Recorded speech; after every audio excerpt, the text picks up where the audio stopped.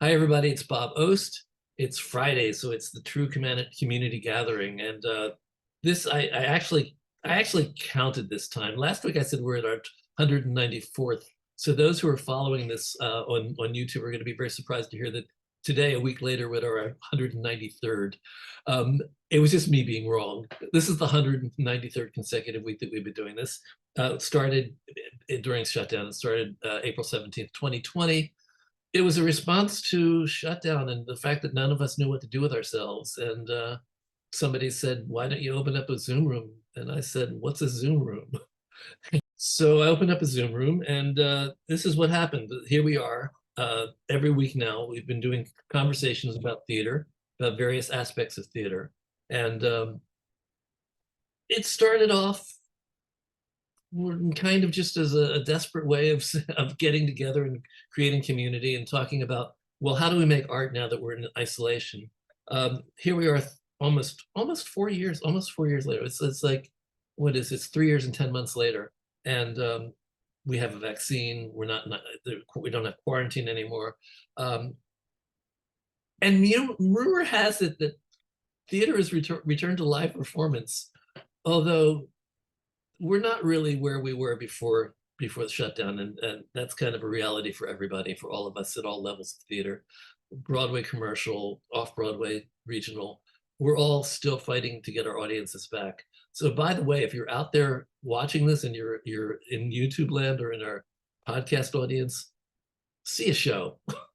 Do us all a favor, see a show, wherever you are. So conversations have sort of moved to theater, live theater as being the norm. And we've been talking about a lot of different things every week. Today, I'm returning to a topic that we've kind of touched on before over the past couple years. It's something that I care a lot about. Many years ago, I was part of a group of people that got really frustrated with the whole concept of off-Broadway. We talked about off-Broadway, and a lot of us were going, "What's so off about it? Why do we have to be off something? Why do we have to be comparing ourselves to something like Broadway?" There's a lot of other kinds of theater that happens everywhere in New York and all around the country.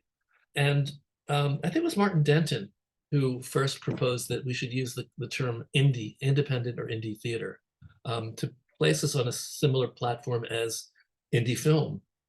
People respect and support indie film, and they know what indie film is. It means something to them, and it doesn't have to be a studio production. Indie films in the past couple years, in the past 4 or 5 years maybe, have even started getting recognition, and are up against commercial releases in some of the awards. So we're going to talk about where we are right now with indie theater, and I've got two perfect people to talk about this. And I'm going to introduce you to them in a moment. I'm going to bring on to the screen Montserrat Mendez, who's fooling me by calling himself Muzzlestead Media. It's like, oh my God, what? And Aimee Todoroff. Aimee and Montserrat are both involved in the League of Independent Theater. Aimee is actually, she's the big cheese at Independent Theater, League of Independent Theater, LIT, and Montserrat is on the board, I believe. And we're going to actually talk a little bit. You've met Aimee before. You haven't met Montserrat before. So I'm going to actually arrange the screen so that I have my guests above me. There we go. And I'm going to reintroduce Aimee to a lot of you who may know her already. But Aimee, tell us a little bit about your background and tell us how League of Independent Theater came to be.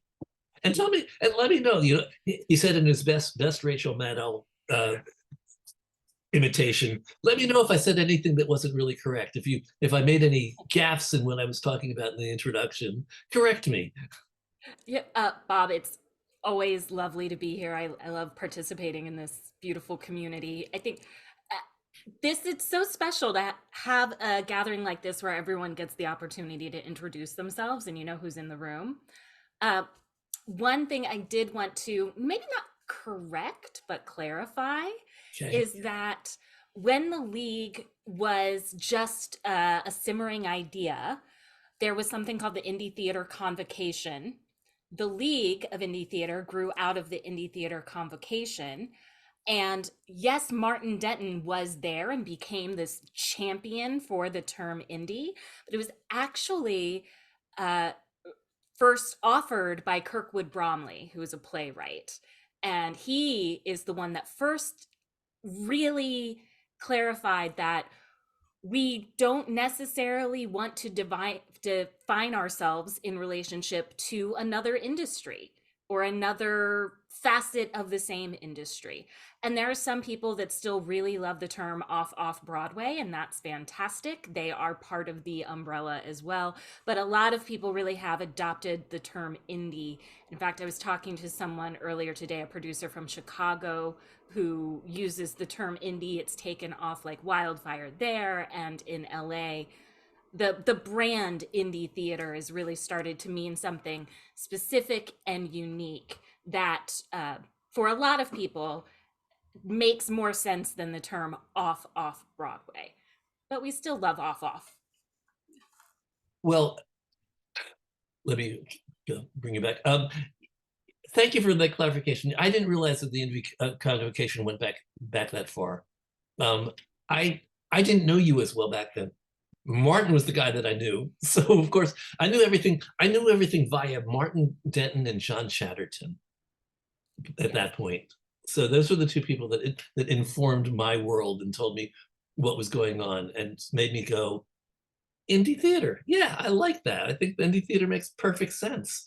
I would say one of the other things that I misspoke in my introduction was I referred to off Broadway rather than off Broadway. Off Broadway is just problematic right now. I don't even know what to do with off Broadway or what to make of off Broadway. Much of the way that off Broadway is surviving is by finding ways of being on Broadway, because off Broadway is just a financial model that's just not working anymore. So we're looking for cures for that.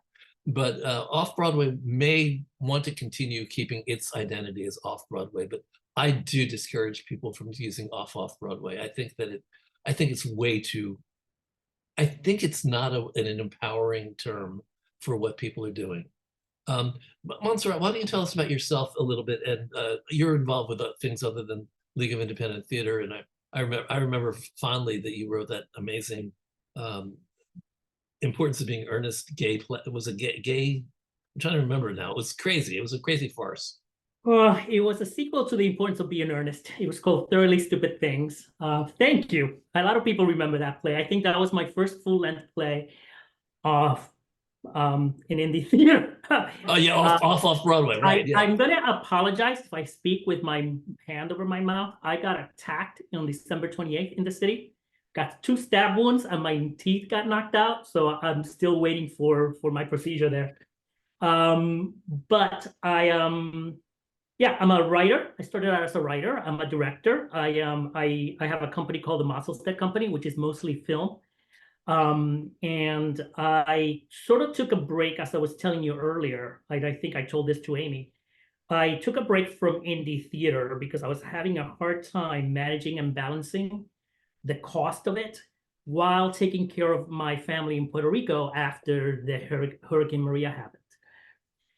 So I took a lot of time to go to Puerto Rico, and then when I came back, indie theater was kind of in disarray already, right before the pandemic happened.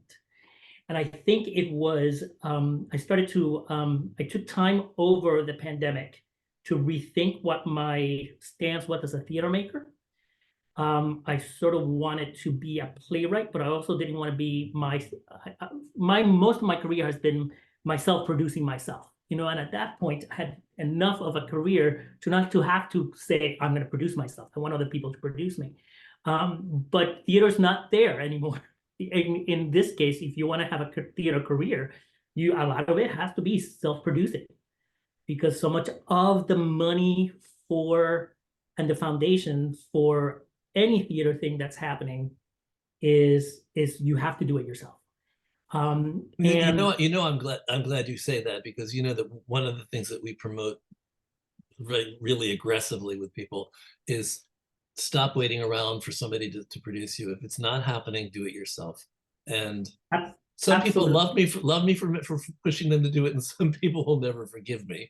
I don't know whether there's a special place in hell for me or not, but basically, I still think I'm a writer too, Montserrat. I think you guys know that I'm a playwright, composer, lyricist, and actually the realization that I didn't have to wait around for somebody to produce my work, and the fact that I could actually take action and create my own opportunities happened almost at the same time that I started conceiving Theater Resources Unlimited. And it's one of the reasons why I founded the organization, because I just thought, we all need to know more about producing. And originally we created this just as, Cheryl Davis, Gary Hughes, and I created this as just a means of getting together and talking about how to help each other make theater happen. But over the years, I've come to really champion the whole idea of people understanding the business better. Agreed. So thank you. I mean, I didn't realize we were quite that simpatico, but we really right on the money there. So let's talk about a couple different things. Let's talk about you said something interesting earlier, Aimee. You said some people still want to call it off Broadway, and some people embrace the idea independent. Can we define, is there an aesthetic that goes along with each of these that might influence why people choose one over the other? Is there an aesthetic? Is there an indie theater aesthetic?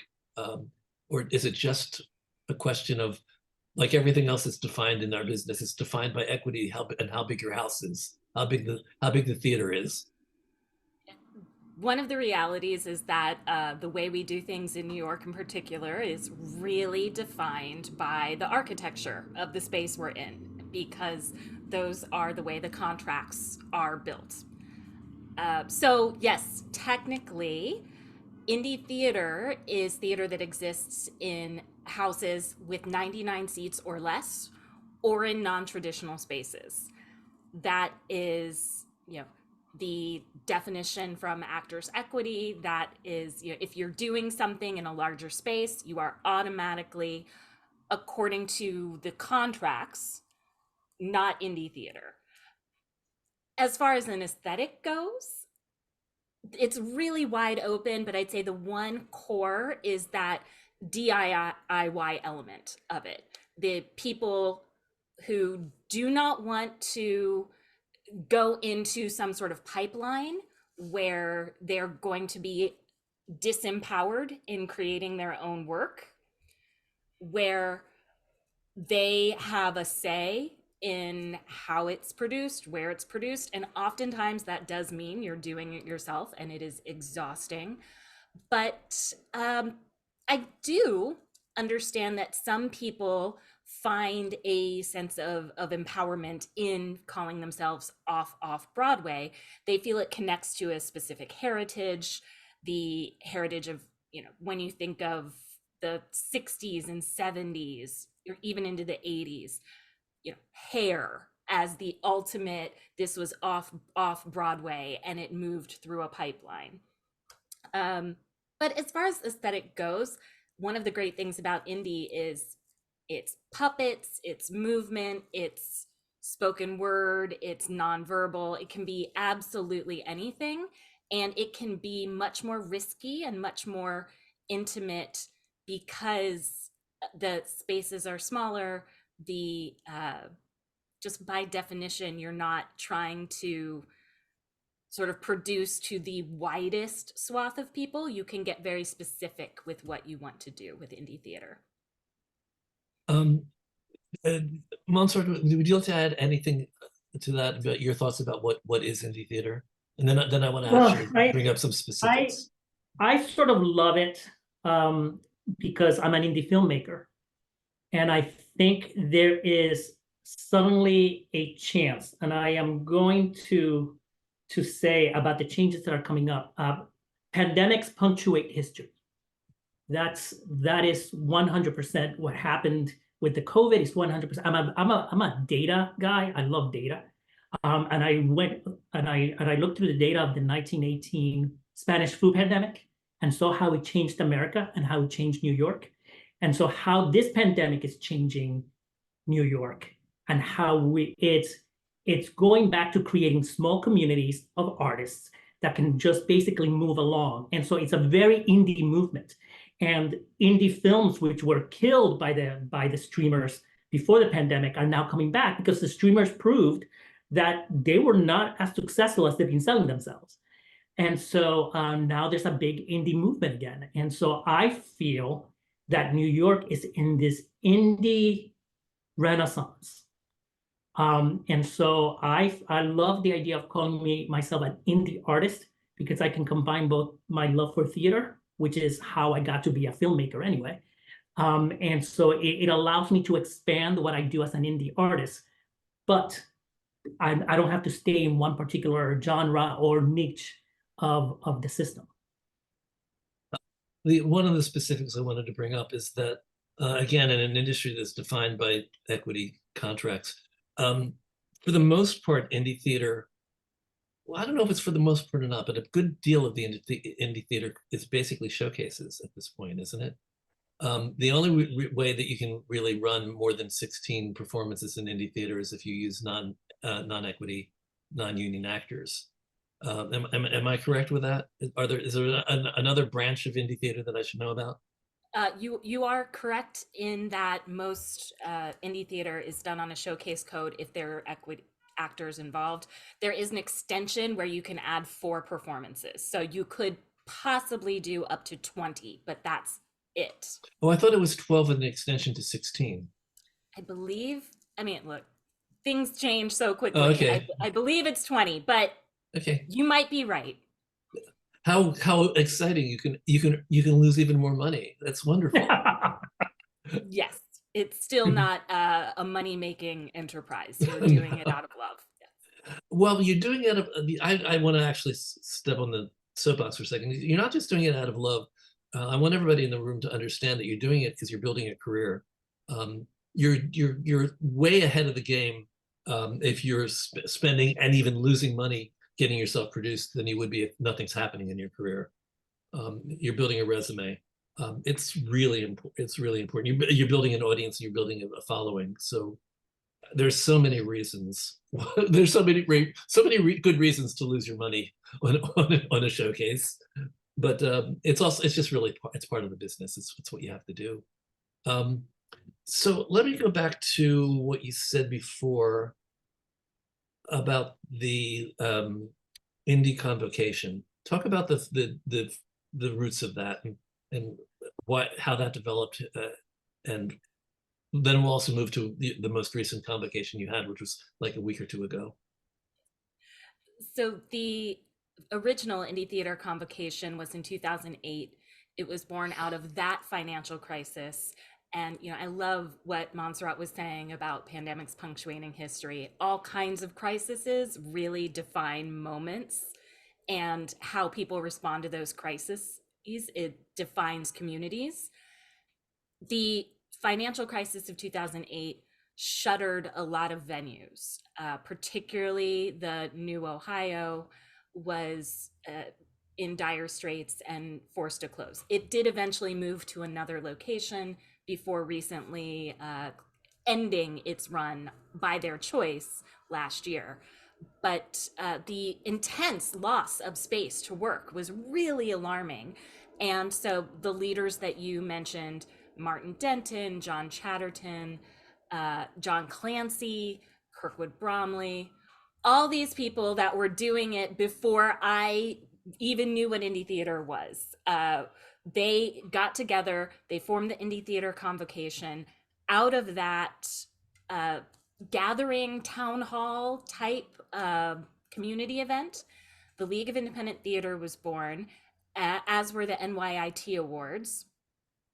Out of the League of Independent Theater grew the Indie Theater Fund, which then became Indie Space, which is now a juggernaut service organization that I think almost all of your members should be aware of for funding and space and support. And over time, different people have come in and out of the league. We've had different initiatives, but always with the goal of advancing the interests of the indie theater community, whether that's through government, whether that's through support, whether that's through raising the profile. That is one thing that we will be doing with the NYIT Awards. During the pandemic, the NYIT Awards originally was called the New York Innovative Theater Awards. They shuttered and transitioned over to the league. So the league is now running the NYIT Awards. We've made a slight tweak. We now call them the New York Independent Theater Awards to highlight that transition and to move into a new era of those awards. Oh, wait. Hello. We have somebody in the room. All right. Hello.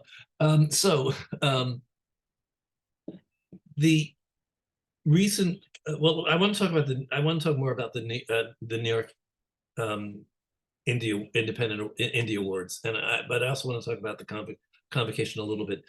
Tell us a little bit about what are the issues that you think indie theater are currently dealing with, and how was that? How did that conversation go for you 2 weeks ago? Was it 2 weeks? Was it last week? I think it was 2 weeks ago. Time flies. Yeah, it was Monday, January 8th, and it was held at the 14th Street Y. Various leaders of service organizations were there, but also the wider community. And we gave a series of updates on things that had happened over the last 6 months since we had had the previous Indie Theater Convocation. One of the things that was really useful is Andrew from TDF came and gave us a report on the numbers. 6 months ago, the numbers of people buying tickets was so in the tank. They were so low. It was on track for their fiscal year to end with about half the amount of ticket sales when compared to pre-pandemic. In the last 6 months, that trend has reversed. So there is, to Montserrat's point about being a data person, there is data to show that people are returning to theater, and the amount of productions have returned to a similar level as pre-pandemic. So that's a really positive sign. The things we're all still struggling with are the availability of rehearsal space, the cost of rehearsal space, the ability to pay artists.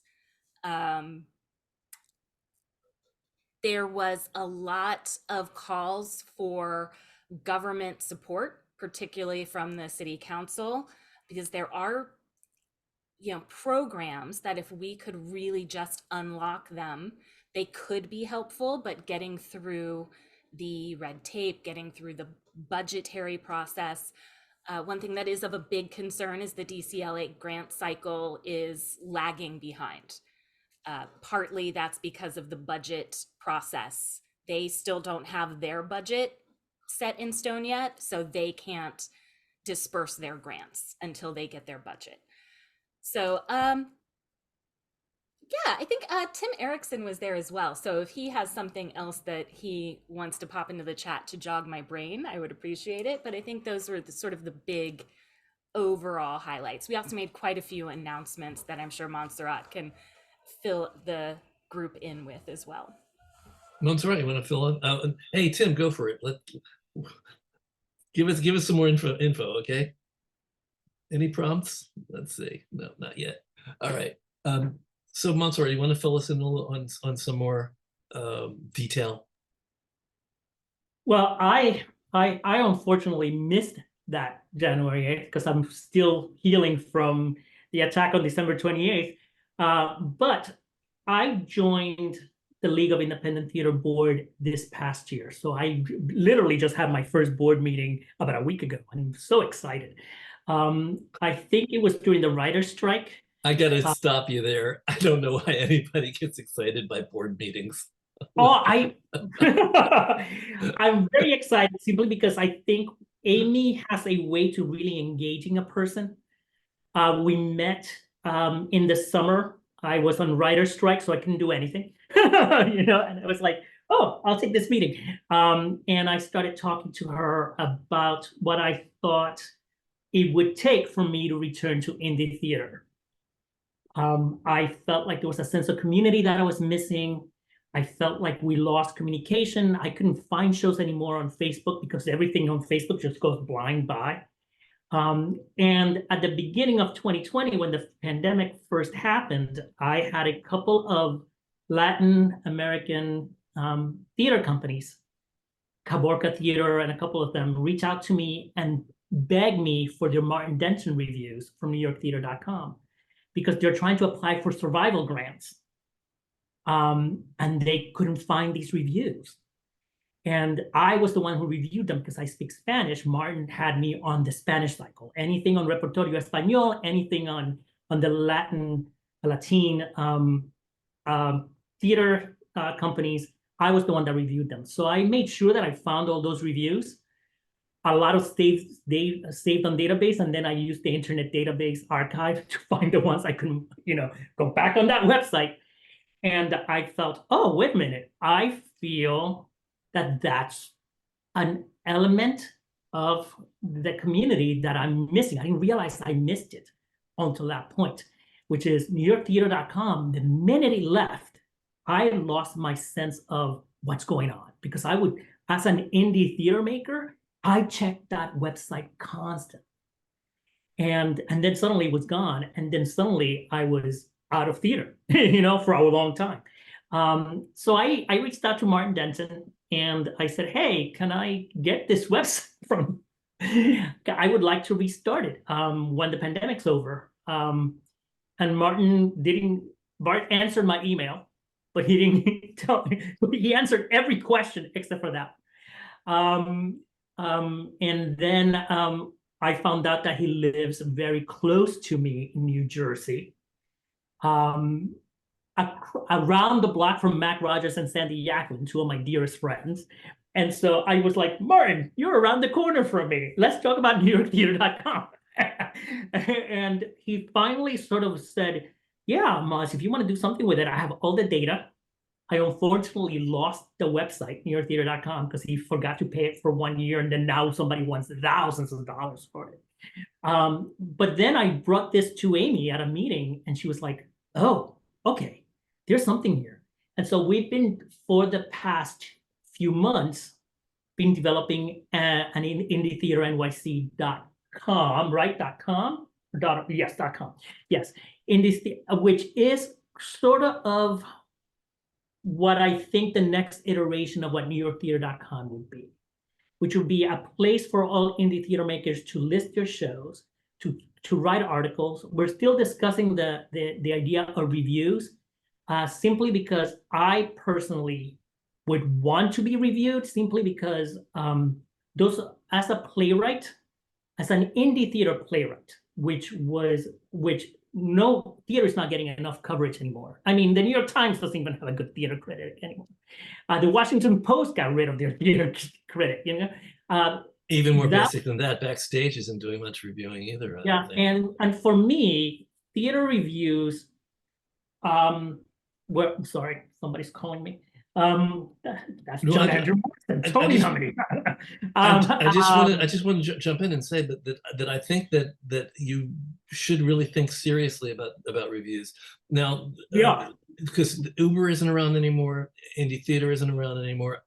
Is anybody reviewing indie off I'll say it, off Broadway theater anymore at all? I know that Backstage used to be another place where we used to get reviewed, and I don't think that happens anymore. I have to say, I had an experience this just last week, and I can't show people my reviews of my plays because nobody's reviewing them. And I remember, and I think I wrote this on an email to Aimee. I remember when Martin was reviewing me, and believe me, he was kind to me. I think I was good, but he was kind. I remember most of my grants as a playwright came from the years I was reviewed. And then after I stopped getting reviewed, there's nothing to show.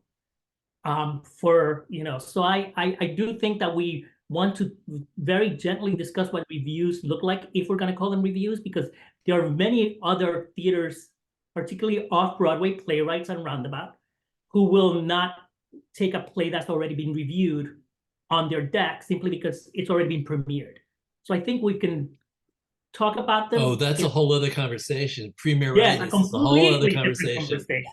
Oh my that's goodness. a conversation for another panel. I've done one on that. It's like trying to get people off this whole thing about world premieres. The work is the work.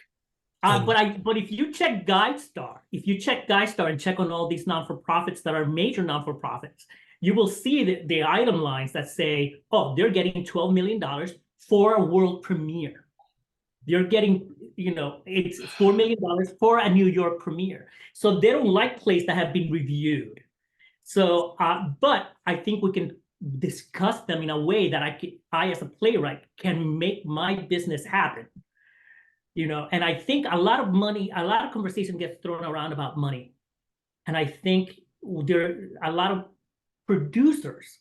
I know Tim Erickson must be thinking about this. I know Heather Cunningham thinks about this. I know Flux Theater Company thinks about this. It's the fact that they were like, we don't know how to produce because we don't have enough money, or where do we get the money to make this happen? Because we understand that there's a lack of money and artists want to get paid. We're in a generation now where people need to get paid. I mean, indie theaters went into the pandemic without medical insurance, without enough, because they weren't getting paid. So I understand that, but I need a system. I need a healthy, I as a playwright, I'm going to be selfish, creating something like this. I as a playwright then create something that makes a healthier ecosystem where I can actually go and show people, this is the work I've done, this is the grants I'm applying for, this is the conversations that are being had about my work. And so I think playwrights, it's a way for us to actually not demand more money from producers who can't pay it because it's indie theater, but create a system in which at least we can get paid in some way.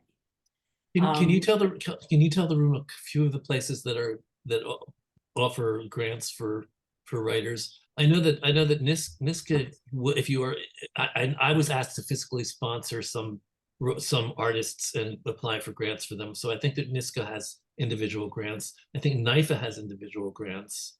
Are there others? I just recently got second rounded for a trial of spies for a creative capital grant. Those are wonderful. It was a $50,000 grant. I'm still up for it, so hopefully, knock on wood. I thought capital grants were for real estate. Were for creative capital. Creative capital is that. I'll send you the link. It's an artist grant. It's a great. And they do give a lot of grants, and so this is my second year of getting second rounded. This is the furthest I've gone on it. So I think that there's a couple of places out there. I don't think there's enough, simply because so many places have had some major budget cutbacks. But I think that was the idea where New York Theater, Indie Theater NYC.com was born, is the fact that I'm so sorry, that we needed a chance to get the community talking about the work. Can one of you email me some information about what is it called? Creative I Capital? will. I'll send it to. I'm going to try to get them on the show. I want to talk to them and find out what they do. Tim Erickson has put the link in the chat. They are a wonderful organization. They focus on the broad spectrum of arts organizations. They are not only for theater, but they do give individual grants, which makes them really special. Yeah, they're great. I had a conversation with them, and this goes to the branding situation that the last conversation I had with them about this grant, which I knock on wood, hopefully we'll get. They did ask me, as an artist, what is your business plan? And I was like, what? Love and that. The question is become more important. And this is not the first time I've heard that question, because I was talking to a theater in DC about a commission for a play in November. And they asked me about my plan. And it's because there's so little money that's being given to artists right now, because there's so little of it, that they really want to give it to an artist that has a plan. They can't give it to an artist that that work will disappear. They want an artist who can become a sponsor for that grant, because they need somebody who say, oh, they did this with that grant, but then they went on to this and they went on to this. Look at what we can do if we give this person a grant. So I think they really want artists who have it figured out. And I was like, oh, I'm going to take this strike and figure it out, but I still haven't figured it out. So it's really interesting. Yeah, I mean, everybody's like beating their brains out trying to get one production up of a piece, that start having a plan of what else. But although we talk a lot about the development path, and we do try to train people in the different steps of development. So one of the steps of development for artists always seems to be bringing in a producer. As much as I believe in self-producing, but self-producing is most valuable at the earlier stages of development. When you want to make the leap to a commercial production, or even a regional theater production, you usually need some help. Yeah. Yeah. That's true. So we have questions, but I don't want to take questions quite yet. We'll take them in about 5 minutes or so. I want to talk about the New York Independent Theater Awards, and you're open for nominations right now. Is that correct? We are. That is correct. We have 6 award categories this year. One of the exciting things that we've done in the last year is I embarked on a series of listening sessions with people who had been involved with the NYIT Awards for many years, and they gave me their feedback. They told me what they really loved about them. They told me what they thought we could be doing better. And one of the main things that I kept hearing was that the submission process was really difficult. The submission process often involved getting 2 letters of recommendation. It really felt like a lot of work. And now, if you believe in a person and you think that they deserve this award, you really should be able to put some work into it. But if we're asking people to do so much that it becomes a chore to nominate someone, we're not going to get the kind of nominations that we want. We want these nominations to come through joyfully. We want people to be excited about the people that they're nominating. So we really, really simplified the nomination process. Each award is 5 questions. Most of them are just, tell us what you think about this. Tell us what you think about this. And anyone who has ever applied for an award or a grant knows you just follow the instructions. If you just follow the instructions, chances are you're going to be successful. So we have the nominations are open through March 8th. The forms are on our website, but we've also put them up on indietheaternyc.com as a place where you can access them. So people can start going to that website to interact with what could potentially be there. That site, indietheaternyc.com, is very much in a beta version, but you can still look and poke around and share your ideas. So while you're there, you can find the NYIT award forms. You can also go to the LIT website, litny.org, and get the forms there for each of the 6 award categories. So it occurs to me that I didn't really finish saying something earlier that I wanted to say, which is I want to really encourage you to start creating some sort of off Broadway or independent theater review system, because in addition to the awards, which help people build credibility, the reviews are just crucial. And it's, most of us can't get reviews. We just there's who do we, I don't even know who we reach out to. I mean, there are online things like a friend of mine is Susanna Bowling, who has Times Square Chronicles, and they review things, but I don't know exactly what their criteria is for what they review. And I know I have another friend, Sandy Durrell, who has Theater Pizzazz. And those are places where you can get reviewed. So I want to put out to the room that you should look into Times Square Chronicles and Theater Pizzazz. And there's also cabaret scenes if you're working in cabaret. I don't know. I have two thoughts that Yeah. I want to get. I'm sorry if I'm cutting you off, but It's two okay. thoughts. One, particularly with the news about the Obie Awards shifting their model that came out today, where they will no longer be having an award ceremony. They are going to take all of the funding that would have gone into producing an award ceremony and turning the Obie Awards into a grant award, which is very exciting. That the artists, instead of a party, they're going to get some money. They're going to get between $1,000 to $5,000. But that does mean that we don't have a community celebration that uplifts the indie or off-Broadway community, except for the NYIT Awards. And it's a chance for everyone to get together and celebrate, and to really, one of the powerful things awards do is highlight the work that's being done. Now, reviews also highlight the work that's being done in a really powerful way.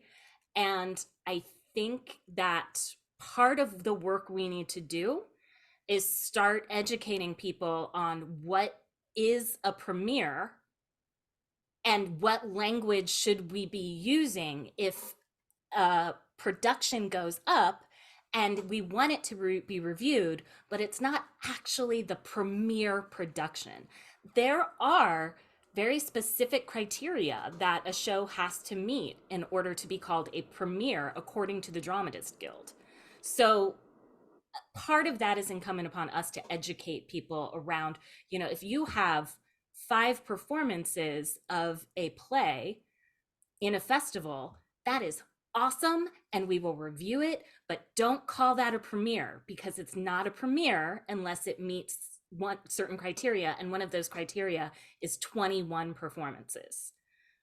Things like that. I think that is part of the ongoing conversation that we need to have in order to get us to a place where we can start reviewing shows without putting any sort of control or governor on whether or not they'll be able to move forward. Thank you for that. Montserrat, did you want to add anything? I think we have a couple questions now that Ross can bring to our attention. No, I think she's right on. I think the need for it is a need to create a healthy, for me, it's to, like I said, create a healthy ecosystem for the indie theater community, which is bringing forward a way to talk about the work.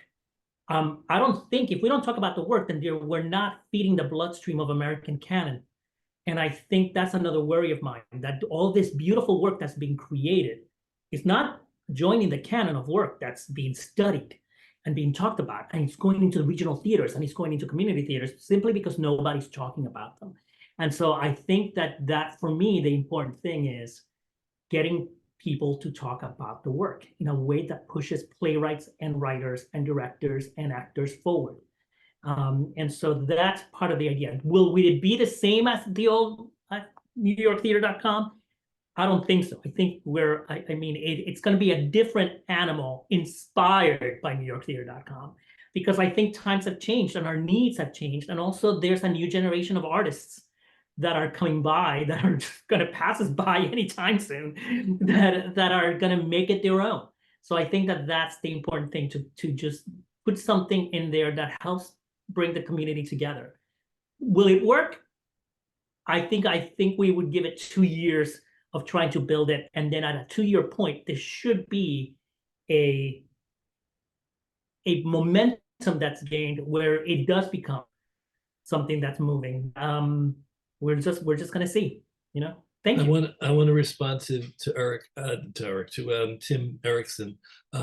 Tim is sort of arguing the point about whether 21 performances is necessary to define something as a premiere. I just want to say that on the behalf of the Dramatists Guild, I think what they're doing is they're trying to be protective of the writers. They're trying to get people from exploiting the whole idea of a premiere, which should not be an issue anyway.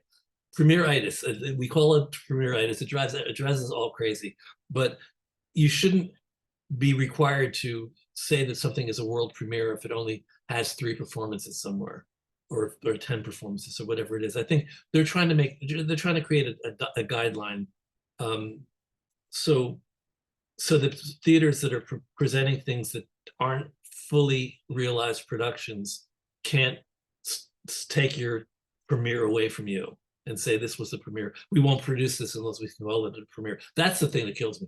We won't produce this unless you let us call it a premiere. So the Dramatists Guild is trying to step in and say, wait a second, tell them that we told you that it can't be a premiere unless it meets certain criteria. And I think that's right. I think it's part of the cure that we have to go through right now for this issue with premieres, world premieres. And the other thing is, why does something have to be a world premiere? Can't it be a regional premiere? Can it be a premiere in a certain market? I think premiere has to be also in general defined more specifically. And National New Play Network is dealing with this all the time, and they've been fighting the whole concept of that, and that's why they created the rolling world premiere, so that you can actually have your play done 3 different productions in 3 different companies or in 3 different parts of the country, and all of them are considered a premiere as part of the rolling world premiere. So let's go to the questions. Ross. Ross? Yes. Sorry, hit the wrong button for mute. Let me see. Michelle said, thank you so much. This conversation is incredibly pertinent to me because I'm working with a nonprofit indie theater company. My question is, should I urge the indie production theater company that I'm using to become part of this indie space? And how should I go about funding this production? Those are 2 different questions, and they're both pretty complicated. Go for it, Aimee, if you have any ideas. First thing they should do is join 2 organizations. They're both free to sign up for and to become involved in. One is the League of Independent Theater, and one is Indie Space. Indie Space is going to provide support in terms of helping find really good rehearsal spaces at a discount. They help with grants. They're a wonderful community to be a part of. The League will also help promote the entire sector. The 2 organizations work very much in concert with each other. So I'll put those 2 organizations in the chat, and those are a great place to start. I'm sure that was such a multi-part question. I only answered one part of it. You have to remind me what the other parts were. Oh, the other part is, how should I go about funding this production? And I don't think there's any easy answer to that. I think you have to define your relationship with the indie theater company that you're working with right now. What are their expectations of you, and what are your expectations of them? There are situations where you will be working with a company that will be providing the funding for your show. There are, I think they're probably few and far between, but they certainly exist. They're probably expecting you to come in with the money, with the funding for this. I don't know that for a fact, though. It's just a guess. Do you want me to chime in, Bob? Sure. Okay. I have this production company to work with, and they're supposedly funding me, but they're like, I don't know how much money we have. The budget's kind of up to you, but we lost a bunch of money doing Fun Home. So I'm sort of like, I don't know. Wait a second. You're following Fun Home? Good for you. Yeah.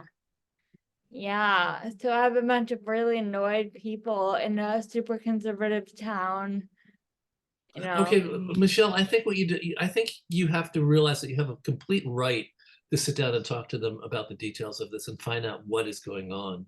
Okay, They are being vague with you, perhaps because you're being vague with them, or you're not being Okay. direct about what it is you want to know. So have Okay. an honest communication with them. They shouldn't be able, they should be willing to tell you what they can afford to do. okay, You're not telling them spend money on me that you don't have. You're saying what money do you have that you're able to work with, so I know how to budget my show. well, thank you for all your help and support and resources, I appreciate it. Oh, you're welcome. Ross, next up. Yes. Let me see.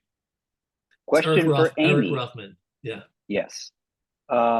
Is online XR theater, such as live streaming and virtual reality, sometimes with avatars, included as part of indie theater? If it is, what are some of the things you see going on now?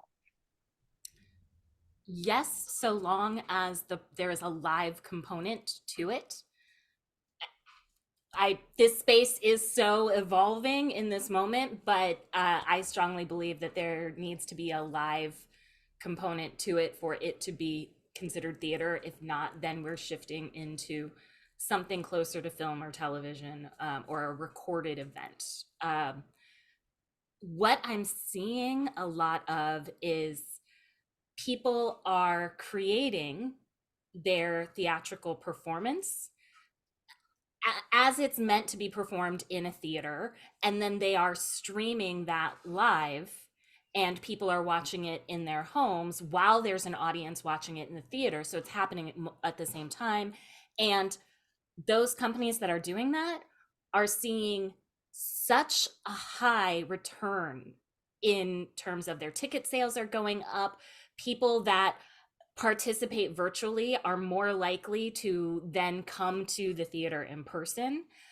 But we're also seeing a subscription model where you pay for a set price for access to streaming, and then you can see those performances for as long as it's set based on the production timeline. You know, you have until the next production to watch show X, and then you can watch show Y until show Z comes up, and so it's rolling that way. That's a really exciting model. That model only works if you're using non-equity actors. But yeah, and then we're seeing all kinds of experimentation. During the pandemic, we saw a lot of toy theater being done, playing with this idea of looking at things in a box. So we're all used to the Zoom box. Yeah, those are the big trends we're seeing, but we're also seeing all kinds of experimentation and people participating from Zoom into the theatrical space, and people in the theatrical space, being zoomed into people's houses. Let's see. Eric has Yes. another part of his question. Actually, I'm going to take Eric's question and put it in a different way. What is your timeline right now for nominations? When are nominations due? And do you have a goal for when you want to actually have the awards ceremony? Nominations are due by March 8th, so you have plenty of time to get them in. And the timeline for the ceremony right now, we've circled June 24th, but it might shift. That's a soft date, but we're looking at sometime in the summer. Okay. Ross, next up. Yes. When are the Indie Awards planned for? We just said that. Oh, sorry. Sorry, I'm dealing with a dog right now. All right. Do you have a single source for announcements for press about all the indie shows available for review? Or who are the significant publicists for indie theater? Publicist Jonathan Slaff. You want to jump in?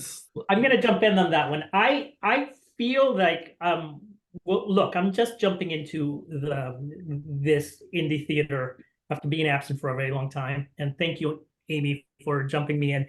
Um, I don't know who the publicists are.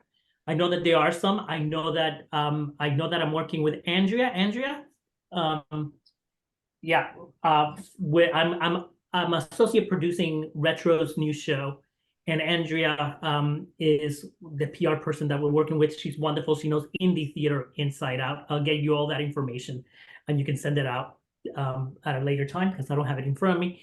Um, it's it's been wonderful working with her and figuring out the new way that we need to advertise the show because it's so much so many ways that you have to do it now because everything has become like you can become blinded to social media so quickly because there's so much of it going on. So I think it's one of those situations.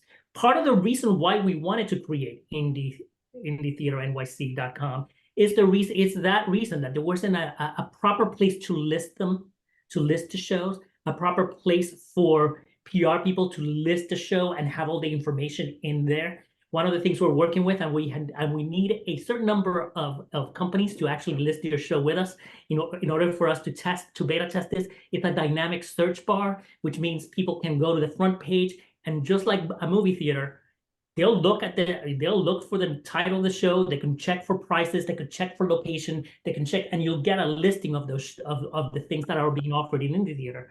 So I think that's one of the ways we can help because there's something very much missing in that space that's failing to connect. Thank you. Thank you, Aimee.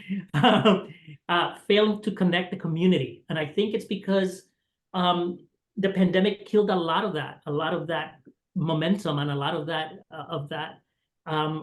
those relationships because so many people moved and so many people moved on to other things. So I think that's part of the job we're trying to sort of do very carefully and very mindfully so that we don't move it so quickly that it becomes a mess.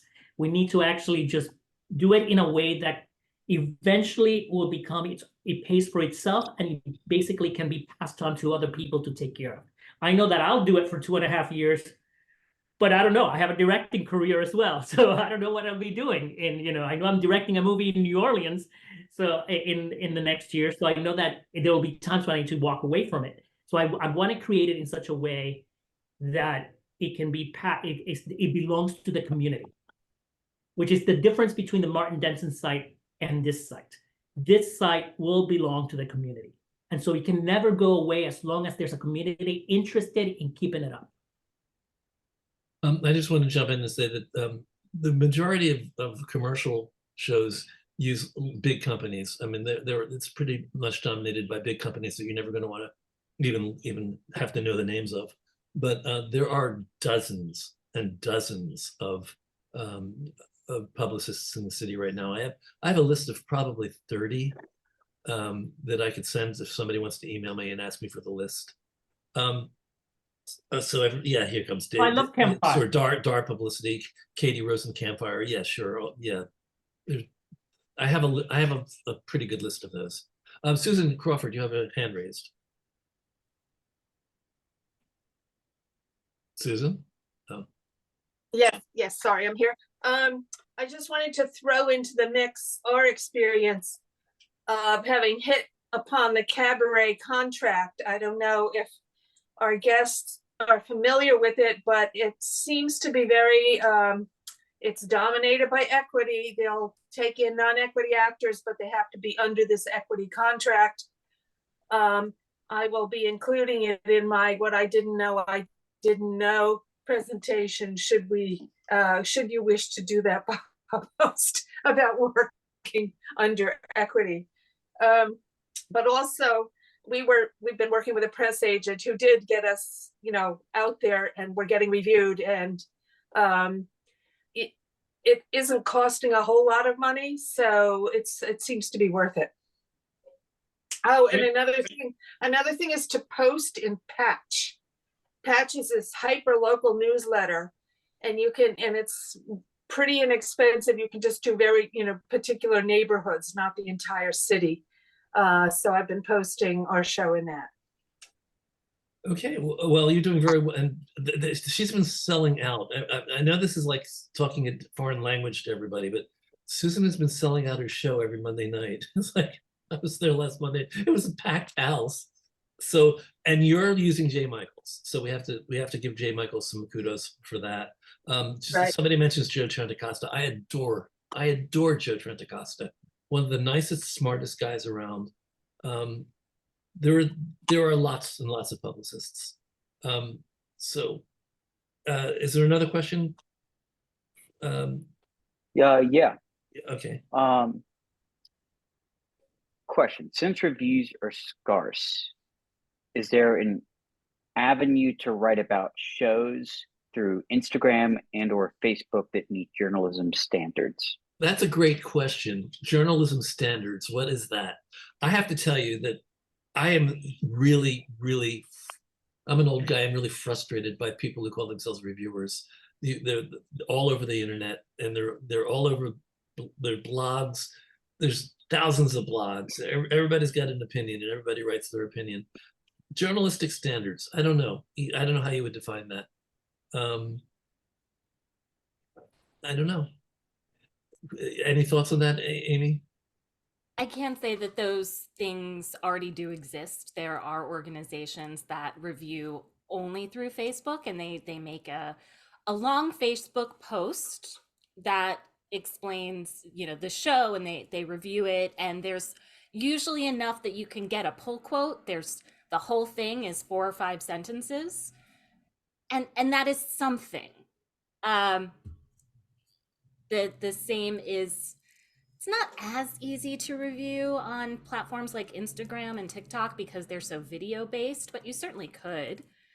But to the journalistic standards, I think the formatting limits what you're able to do. That's not to say it's not possible to do a really great review, a really great video review of a show, but I think you're limited by the size and the scale of what you can do on those platforms. And I think really what we all want is something that seriously considers the artwork that has been put forward and really puts some thought into the review and the critique of what they've seen. There's sites that are review sites like ShowScore. I know people have strong feelings about it.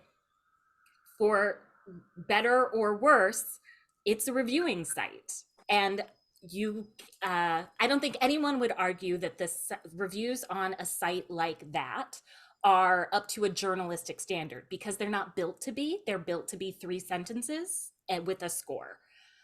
So I think where we're feeling it, where we're feeling the need for something, we're feeling that lack of a gravitational center where there's a pool or the information is organized in one place where everyone can go to and know what's happening.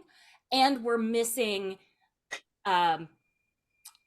what would be considered a very intentional, very thoughtful approach to reviewing in a way that is substantial.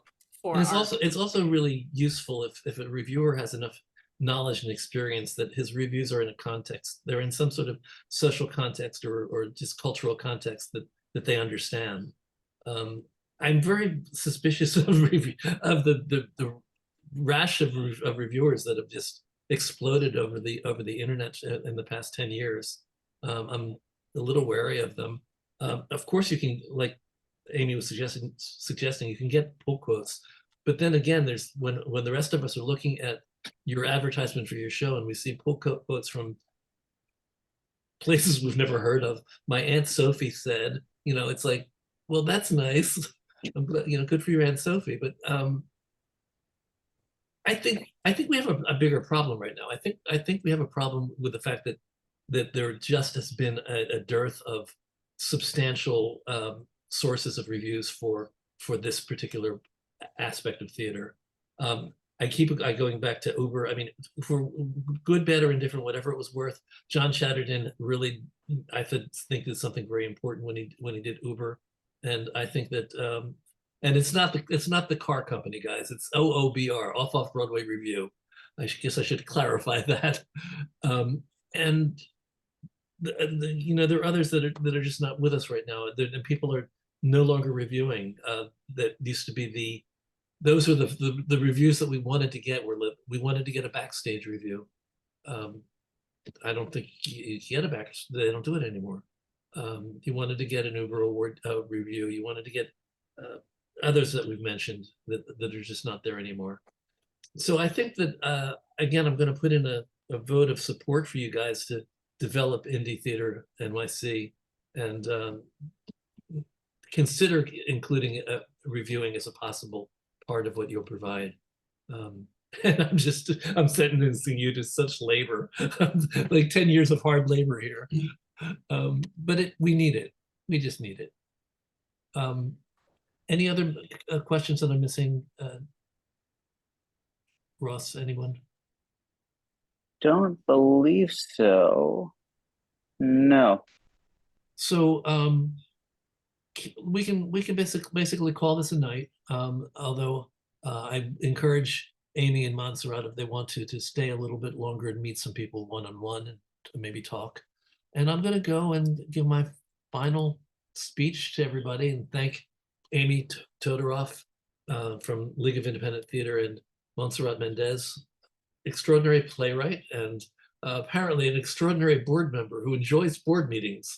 I'm still digesting that. And thank you for being with us today. Thank you, you know, Aimee, that you're my go-to person when I really need somebody to come in and talk about all this. You're a regular on the show now. You realize that you qualify as a regular on the show. This is, I think, your 5th time.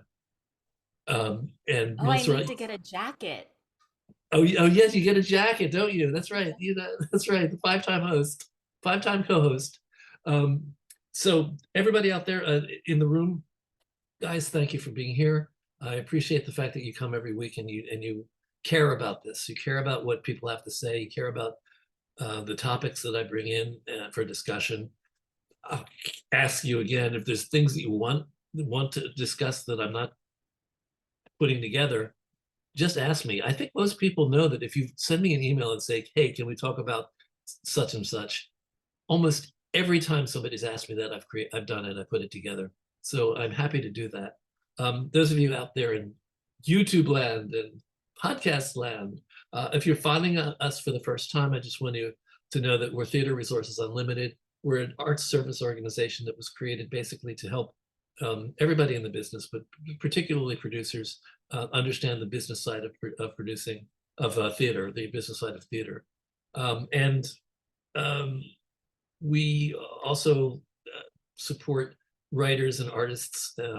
One of the reasons we do that is not only because we want to develop new work, and we do have a play reading series and a musicals reading series, and all sorts of stuff that we do that's creative stuff. But we want everybody to succeed, or at least have the best chance of succeeding. So we really try to focus people on the needs, the business needs of a career in theater. There are business needs in addition to the creative needs.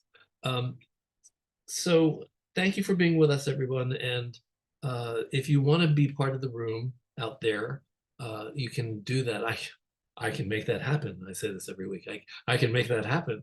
Just email me at trunltd@aol.com. That's trunltd@aol.com. Happy to send you an email every week and invite you to these things. And happy to have your questions and happy to introduce you to like amazing people like my guests today. And my guests next week will be Jane Dubin, commercial producer, and Dave Elliott, commercial producer. We're sort of taking a leap from indie theater today to commercial theater next week in a way. Although Jane and Dave are both very much involved with not-for-profit as well. But we're going to talk about our producer program. So if you're wondering about what the program's like and what we offer you, join us next Friday, please. And if you want to help us thrive and survive and just keep going, wouldn't mind a donation. That would be lovely. This is pay what you can, and you can come here for free. And a lot of people come here for free. But we do appreciate it if somebody joins as a member or does give a small amount every week or even once in a while. You can go to TRU Donate, trudonate.com, trudonate.com, and give us a little something if it's in your heart. And other than that, that's it. I mean, thanks for being with us. I'll be back again next week for the 194th consecutive one of these.